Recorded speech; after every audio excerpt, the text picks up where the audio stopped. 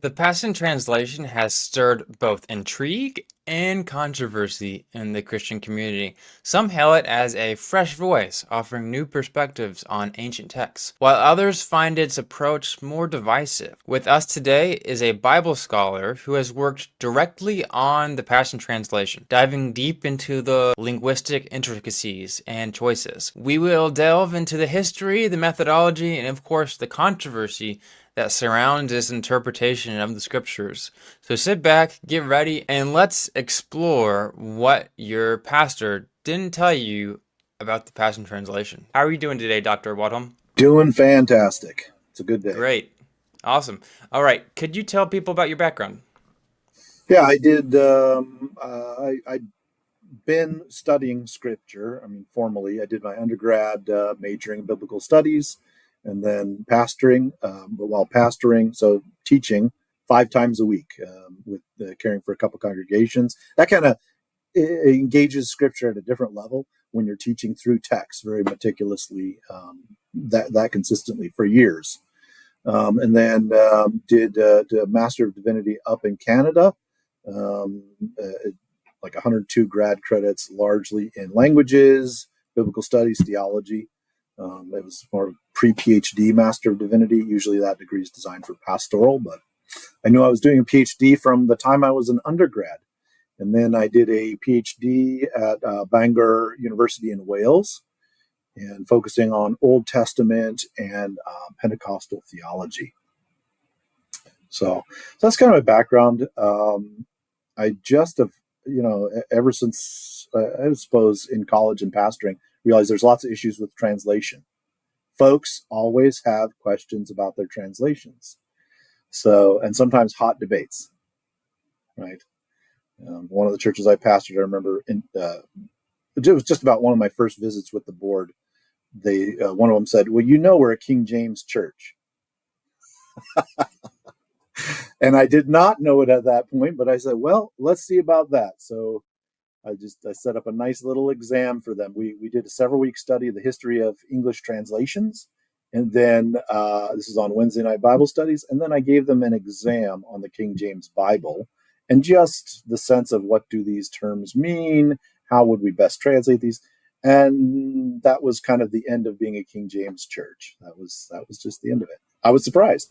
I thought this might be the end of my pastoral journey, you know? that So, that might be worth a conversation in itself. yeah. That's awesome.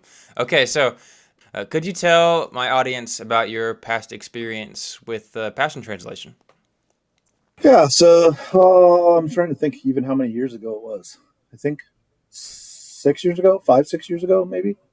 Um, I out of the blue get an invitation to work as a consultant. Hmm. This was actually through the publishing house, Broad Street Publisher, that publishes the Passion Translation. And at that point, they had just begun work. I think they had one, maybe two consultants they had used. Otherwise, I'll be frank, Brian had done all of his work on his own. Hmm. And I mean, he's still the translator. He's the translator of name for the Passion Translation, but it was felt as he was moving on to more text of the Old Testament that he bring on folks who had done the formal work of languages, translation theory, hermeneutics, things of that nature. Hmm. So, and really, I think actually I got the invite because of a friend. I'm a part of multiple scholarly societies globally, and someone said, "Hey, talk to Rick," and yeah, so that was kind of how that started. So I was just brought in as a translation consultant, Hmm. and I think we just started with Genesis.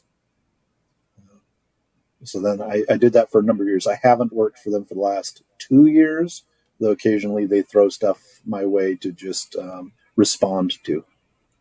Hmm. Interesting. That's okay. That's so. Did you did you ever talk to Brian?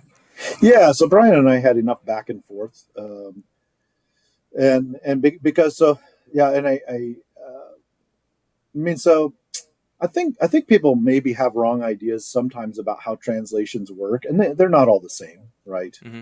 Um, Whether you have an individual person doing a translation such as what that is officially what the Passion Translation is. Those who are listed and named, and there are other unnamed folks on the Passion Translation that have served as consultants, particularly Old Testament, that essentially Brian does the work, sends his translation proposal along with study notes, footnotes, all of that stuff, and then the consultant, they can do however they want to. So my process was I actually did my own translation of the books that I worked on, and I worked with Genesis, Genesis, Joshua, Judges, and Ruth, and it started work with Brian on Jeremiah, and then just due to life and schedule and all that, did not have time. And Jeremiah is a big commitment. Genesis was a big commitment, but Jeremiah is a massive commitment just because of the length.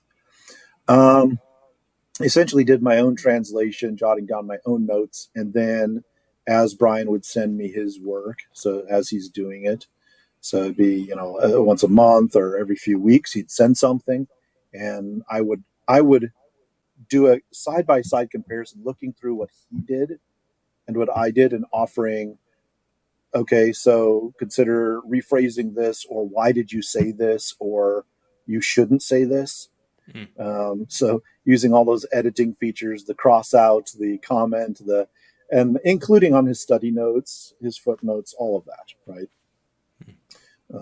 So my job was to try and bring more scholarship to the process, more knowledge to the process.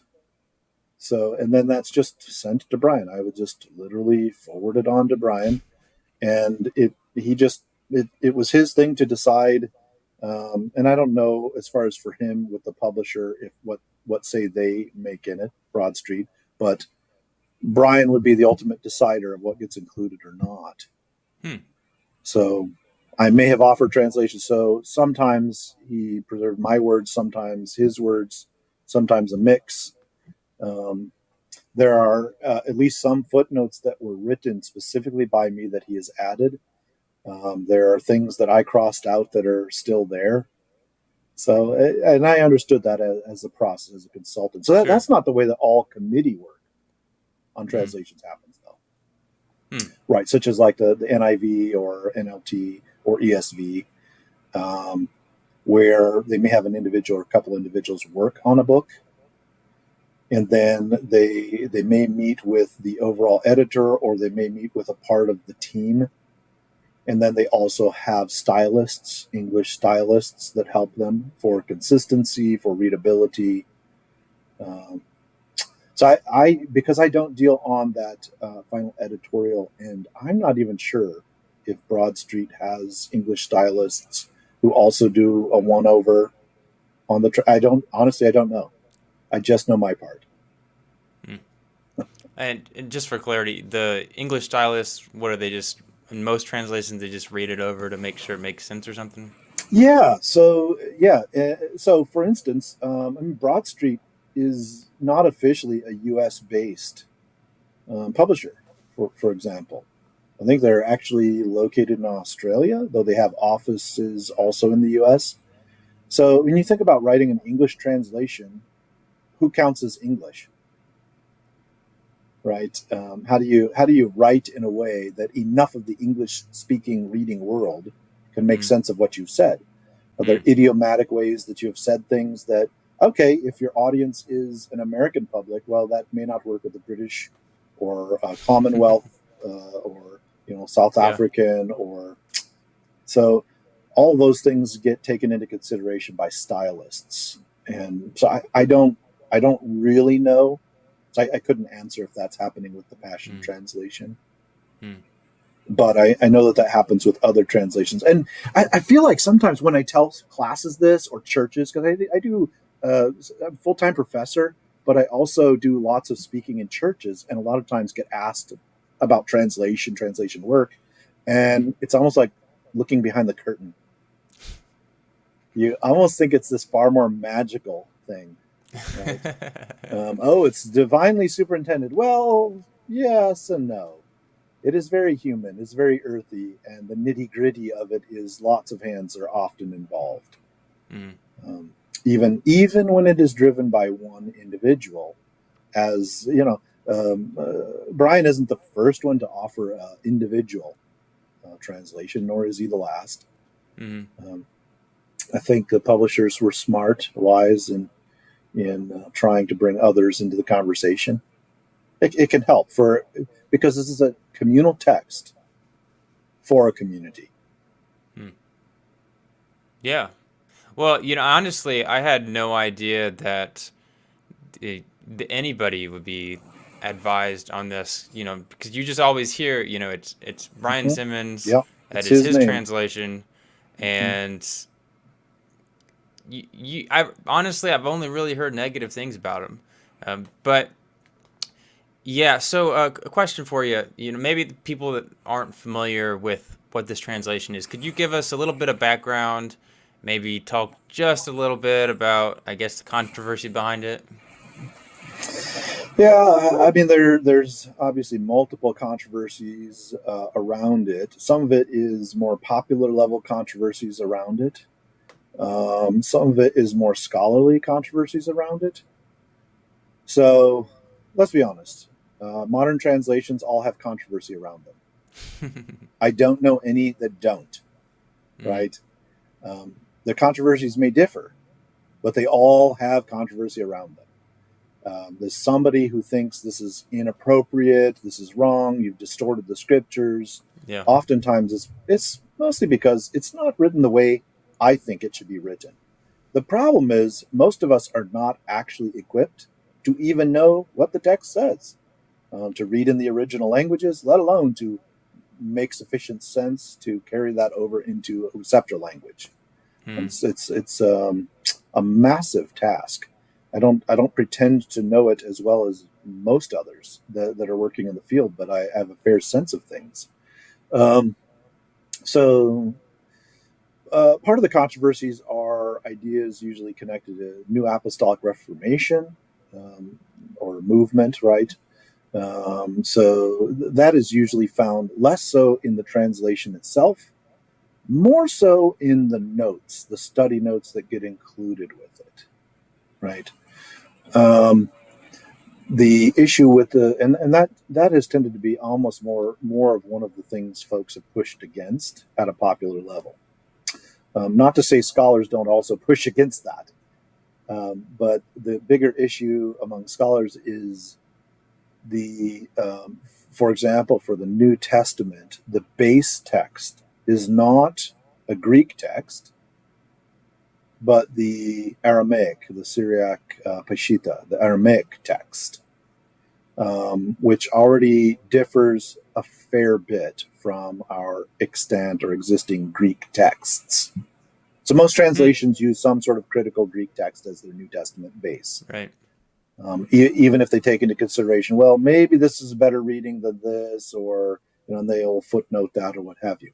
Mm. But that is one of the unique features of the Passion Translation's New Testament is an attempt at trying to translate from an Aramaic as if that was the best text to do so. Hmm. So, That's so, so I had a fascinating. conversation 2 years ago, maybe, with Craig Keener, a New Testament scholar, who had written a lengthy blog about the Passion Translation and about this exact issue, the base text. And I was in conversation with Brian Simmons at that time, even about that. Right, I have my own sharp disagreements with it. I don't think it's a valid argument. Um, on the other hand, let me throw this out there. This is something just to mess things up a little bit. Um, a section of the church has used that text as their text since basically second, third century A.D. Hmm. It's a small section of the church, at least of the church globally, but the Eastern Church, this was sort of informing their base scriptures. So it's not the base text we use in the Western churches, but the Eastern churches, and by that I mean the Church of the East, rather than the Russian Orthodox, Greek Orthodox. So Hmm. yeah, but the Old Testament's largely drawing from the same base texts as any other English translation. Hmm. Yeah, it's a really interesting switch there. So, um, so of course, this is translation by Brian Simmons, and he has a church somewhere, right? And I guess they're really a popular church. Is that what it is? Yeah, I don't know all the details of him because I don't know him very personally. I just know him from emails and phone calls Mm-hmm. from working on the translation. So yeah, so I've never been to his church. I've never even heard him speak live. I've watched videos and such, but other than chatting in Yeah. person informally. Mm. So um, yeah, so I couldn't even speak to any of that. I know that he runs in a lot of circles where he's involved with a lot of other churches that are well known or have a broad reach, right? Hmm. And I think that's what kind of fed this. Um, yeah, that's what really gave it that movement that folks started paying attention to it. Hmm. Otherwise, maybe it wouldn't have even caught on, Hmm. except there were significant churches with just large reach through worship music or preaching, teaching, videos, online presence that have found ways. And he's done a decent job of getting around to promote it. Yeah. But that's what everyone has to do to promote any book you write. I don't know if you've had a chance to write a book, No. but anymore, No. even big name publishers, they want you on the road promoting your book or Hmm. finding your network to promote yourself because no one is going to promote it like you. Hmm. So Hmm. Brian, that's what he does, Yeah. Yeah. and he's That's got fascinating. apparently a good network for it. Yeah. I wish I had that kind of Definitely. network for folks listening, but I don't have that network. Hmm. Well, maybe we can get you that one Yeah, day. right. All right. So let's see here. So yeah, the you talked about the critique. Lots of people have disliked it, and you've said you've had a couple of disagreements here or there. Yeah. Um, but obviously, you heard about this critique before you even said yes to translating. So, what was your Yes. thought process there when you were like, "Hey, I don't know if I want to associate my name with this"? Was that something that ever came up? What did you think? So this is the gut honesty. I was initially asked, and right away I was like, not a chance. Really? Yeah, and that was because I was aware of the New Testament because that was all that had been done, Hmm. and I was familiar enough to know like, oh, base text, like you've already begun with the base text that kind of reveals you may not be aware of all the conversations that have gone on for a very long time Hmm. about best text to use for translation or why you know so there are some misconceptions about how Hebrew or Semitic languages are different and their ways of thinking are different from Greek. Hmm. um, so right away I was like no, and then I went home. I told my wife. I laughed about it, and it's like, no, I'm not going to participate. Um, and then I realized, I felt like the Lord was convicting me, and this has happened with other things in my own life, and I know each of us have to be accountable for it. But the sense that if you want to see something better and you're invited to participate, it's best to say yes. Hmm. And if you're given a voice, use your voice, and if you're not, then move on. And Hmm. I didn't think I'd get past probably the initial few chapters back and forth, but um, I had a good relationship with Brian as far as him at least receiving it. Again, I'm not sure because I haven't even seen all of those books come out to see how they compare with what I did, Hmm. but I was surprised at how receptive he was to my pushback on things. Hmm. Again, it's ultimately always his decision, the publisher's Yeah. decision, what happens. But I thought, well, if I can be a voice for good, then let me do it. If I can Hmm. help, let me do it. Because I already had family and church folks that were engaging this translation. And I thought, here I Wow. have a chance to make a difference. So maybe I can. Or Hmm. maybe I didn't. I don't know. Wow. It's hard to tell. So Well, maybe we can do a second video where you read back and see how it went. yeah, I need to do a careful Yeah. rereading through the couple that have come out, Hmm. and just to see, compare my notes. I haven't pulled up all of my notes just to see, Yeah. so I have them all saved. But That could be fun. So you talked about what it actually looked like to translate or give him advice, recommendation. mhm. Was there anyone else that was doing the same thing you were? So as far as I know, like on Genesis, Joshua, Judges, and Ruth, I was it. I was the consultant. Now it may be that they had others, but I was never Yeah. informed of any other consultants for those. When I had to step back from Jeremiah, I actually gave them some names of other folks that, similar to myself, thought no, but wait, actually, maybe I can make a difference. And those are unique people. There's enough folks like, no, I don't want anything to do with it. Frankly, some of the folks that I knew who would love to have something to do with it, I wouldn't want them to have anything to do with it. What? Um, I Well, what do you? I'm just saying that sometimes folks really want to be involved in a translation because they Uh, think they know, uh, right? Whatever it is, and so that they're almost over eager, and it's less about careful work, more about just saying what they want to say, hmm, I see. Yeah. um, as opposed to those who might be, this is a serious matter. We are talking about um, the scriptures. Like Yeah. this is important. This matters. That we do this well matters. For whatever's worth, from what I've seen from the consulted books, they read much more like um, almost any other translation. I don't know if you've had a chance to look through any of them. No. Now, this is beyond. He did a few first before he even did New Testament. Song of Songs, Psalms, and can't remember. It seemed like there was one other one, but almost none of the Old Testament was done. And then he turned to the New Testament. And these have actually gone through revisions. So, a version you may buy today or read on an app today is not necessarily the version that came out when he first released it. Hmm. Right. This is kind of true of a lot of translations. We just aren't always aware of the updates. No. So some are a little more fixed, but all of them are somewhat fluid. They have minor updates or edits, but Hmm. Yeah. Yeah. No, it's really interesting because this is one of those things where there's probably a lot of people that they immediately heard, hey, it's got some problems with it, so it's like, don't even mess with it, don't even look at it.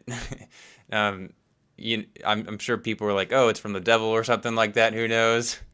I definitely wouldn't say that, but yeah, and I really even haven't even looked at it now that I think about it that much, which is kind of funny for that's typically not how I consult my interviews, but yeah, so. Did you notice anything different about the way you've helped translations in the past compared to how you did it this time? mostly because what I was doing for this was just unique in that it's consulting as opposed to doing translation, I see. right? Um, yeah, so I mean, I have so for my churches, I translated through any book that I taught through. I've taught through almost every book of the entire scripture several times through. So I've had a little bit of time translating through things, but Hmm.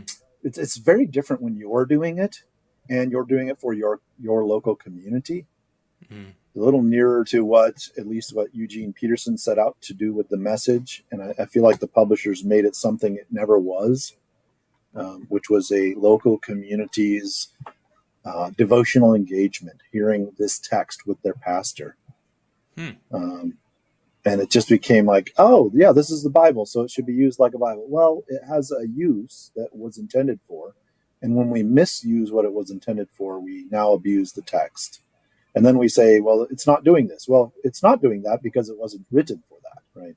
You think of the end game. What is any individual translation written for? There is some sense. It's pretty difficult with the Passion Translation. So the name is intended to capture the idea, the main impulse, which this is how I was initially told, and so the sense that I tried to go with, but that you're supposed to feel what you're intended to feel by the Lord, right? That there's an emotive sense to hearing these texts. Sometimes the texts then become or have been treated almost like lovey-dovey. Um, um, it's almost like a chicken soup for the soul. And I'm just saying, like that has sometimes been the tendency. You may hear something that is intended to draw out emotions that may not be intended, like to feel gushy. Well, maybe it's not meaning to make things warm and fuzzy or nice or lovey. Maybe there are times we're meant to be made incredibly uncomfortable by the text. I think of like Walter Brueggemann, the idea of the text unsettling us, right? Working with the student right now on some of the texts of kill them all, show them no mercy, Deuteronomy, right? Yep. What do you do with that? That is not, I don't think there's a sense in which you should translate that as I should feel warm and fuzzy about that, right? It's meant to mess me up. In some sense, it was meant to mess Israel up as well, right? To be very disjunctive, broken in how it makes them feel.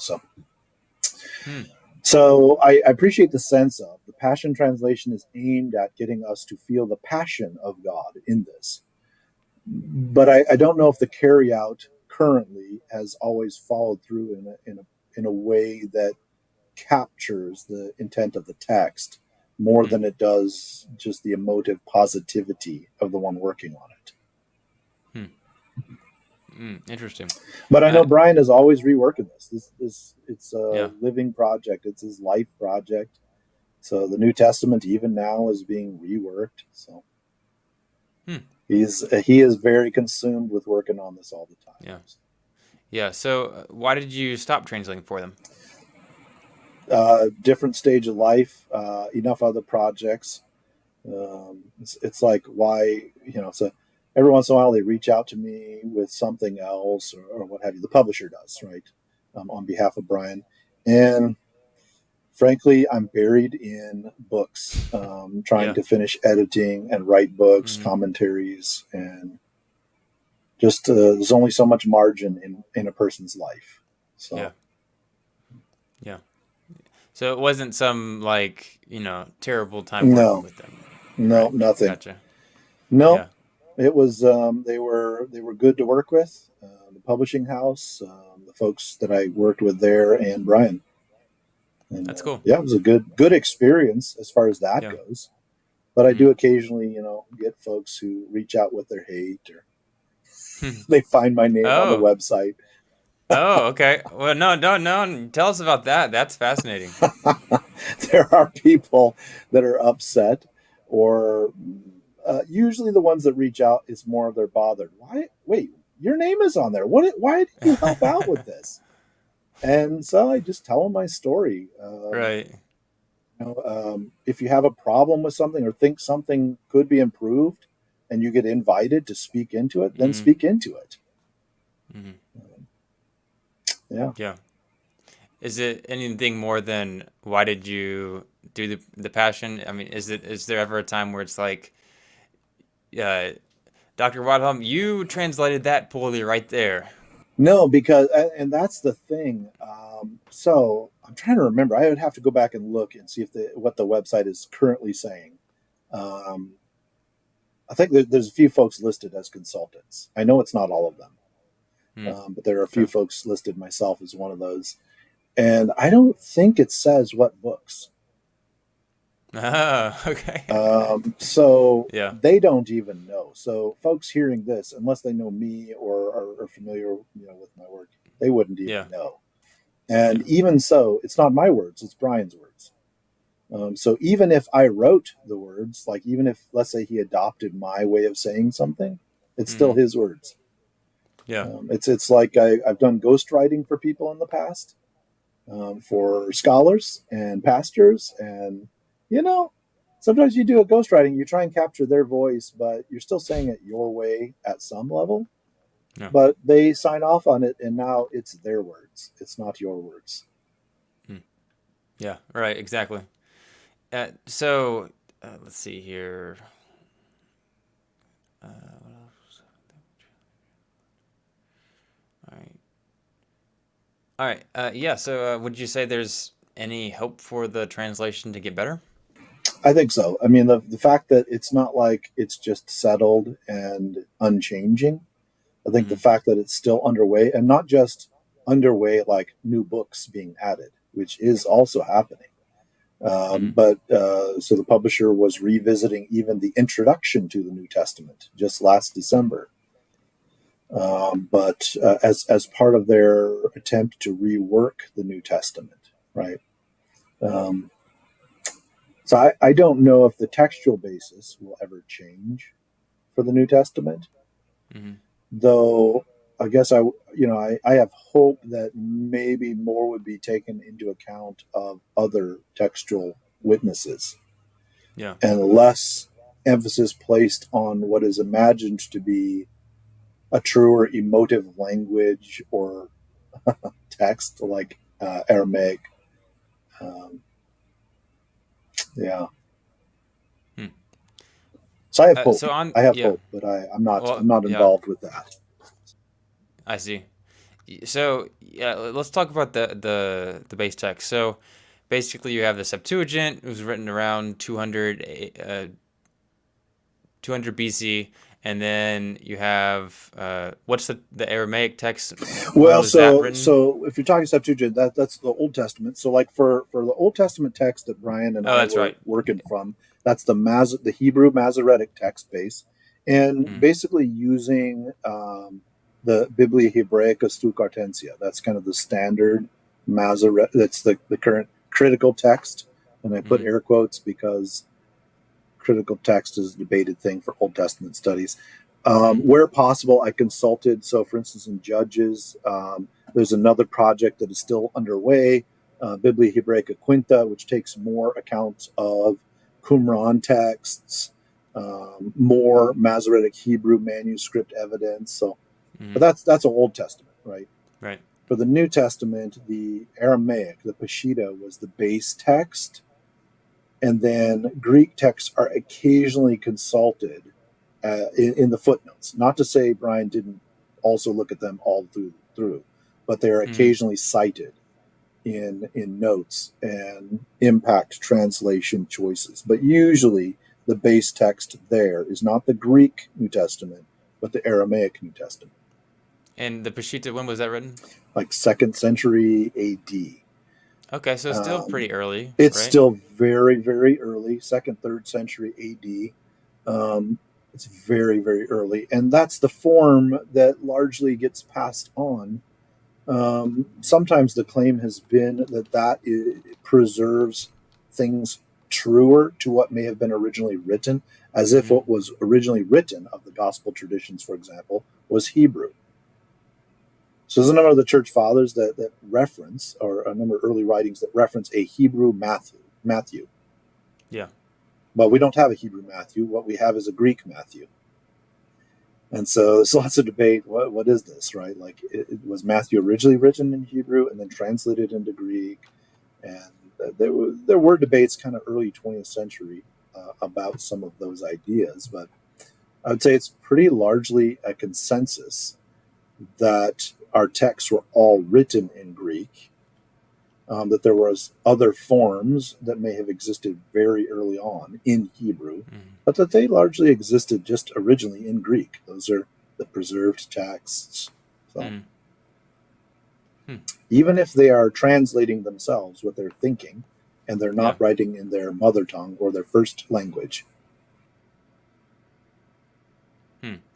So maybe you can help the audience understand why is the Greek text, I guess, what the original New Testament texts were written based off of, why is that so much better than the Aramaic? Yeah, I mean, so a couple reasons. One is we do have fragments, at least, of Greek texts, Greek portions that would predate second, third century, right? That would be early second century, a couple Hmm. of gospel portions and other pieces. Um, and it seems like those show greater consistency with what's going on. So there there is often a distinction between the Aramaic um, itself, which would be a translation, right, and the Greek, which would be likely the base text that these books were written Hmm. in part because the audiences would have known Greek, not so likely known Aramaic, right? Hmm. Okay. So it's who you're writing to. Who's your Yeah. audience? Paul is not writing to primarily Aramaic speakers, Hmm. readers, but to Greek folks. That's the common tongue, except for out east. Out east, meaning modern Iraq, eastern Syria, right? Aramaic is that region dominated, right? Um, some form of it seems to be present as well in, for instance, Galilee. It's similar. It's different, but it's similar to what's Hmm. going on over further east. But Hmm. Yeah. So what you're basically saying is the the more hmm, reliable earlier yeah. texts, Greek, right? And I Yeah. don't I don't know almost anyone who would ever question that these are the original. So that becomes problematic when it's a mass consensus through Hmm. careful critical scholarship, and then to propose this other that is later somehow preserves the better rendering, Hmm. right? Hmm. To propose that the entire New Testament was written in Aramaic originally seems to defy the logic of these texts and who they So were is that written what he to, where they were thinks? sent. That is what he thinks. He thinks it preserves the more reliable, and Huh. that's it's problematic. Wow. So And is it's an important hmm, witness, just so you know. Like we look at sure. lots of different witnesses for when we're considering what is the best reading, and the Yeah. Aramaic texts are one of those, but so are the Latin Yeah. Vulgate, the Georgian, the Armenian, the Coptic, the early fathers. Those are all important witnesses. Hmm. Yeah. It's a cumulative case, of course. So uh, let's see here then.